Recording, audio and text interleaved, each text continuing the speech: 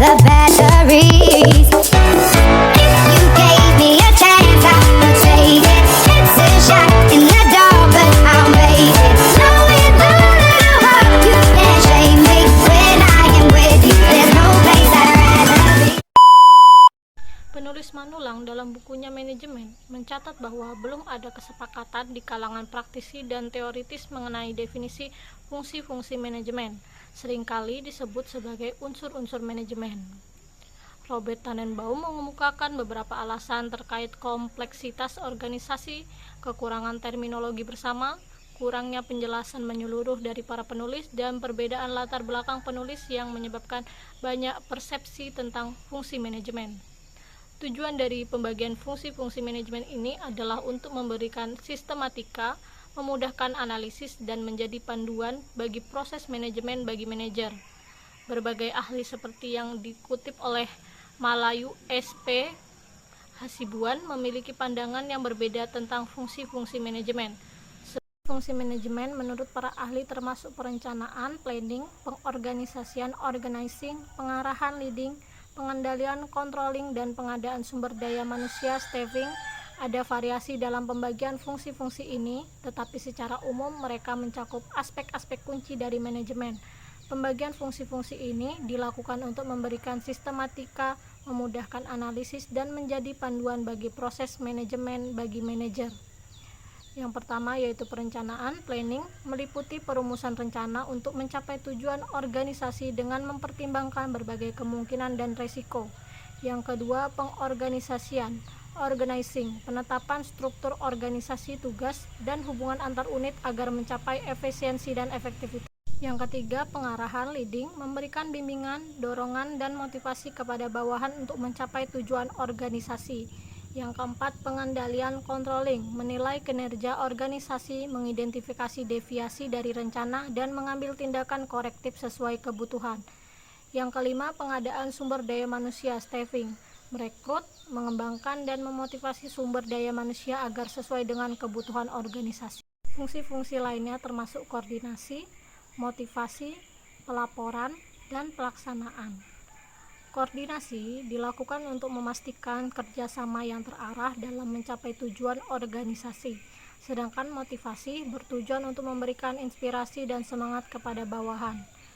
Pelaporan penting untuk memberikan gambaran tentang pelaksanaan tugas kepada atasan.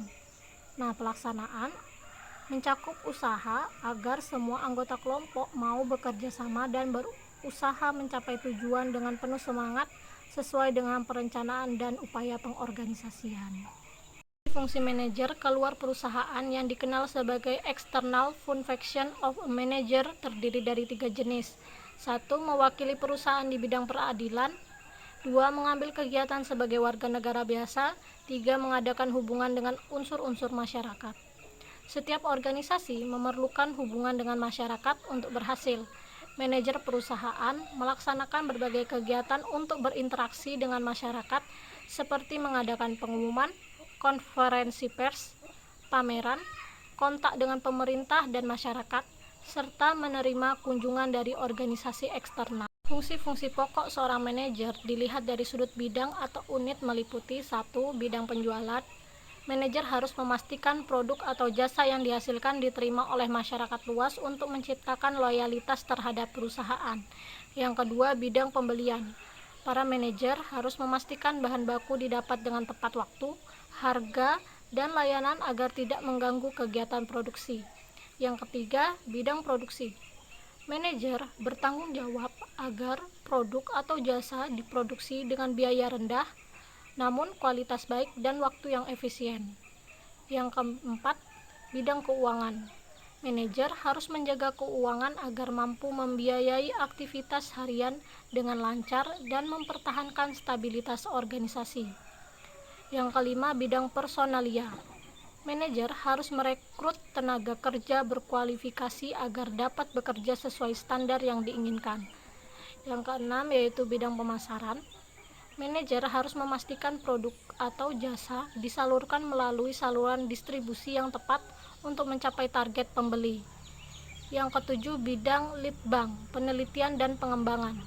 Bidang ini memiliki resiko besar namun penting untuk mengembangkan produk dan pemasaran. Manajemen harus mengelola resiko ini dengan baik. Bentuk-bentuk kerja prestatif menurut Stephen Covey dapat disimpulkan sebagai berikut. Yang pertama, kerja cerdas mengharuskan seseorang untuk mempertimbangkan risiko, melihat peluang, dan mencari solusi agar mencapai keuntungan yang diinginkan. Yang kedua, kerja keras menekankan pentingnya dedikasi dan kegigihan dalam bekerja untuk mencapai tujuan tertentu.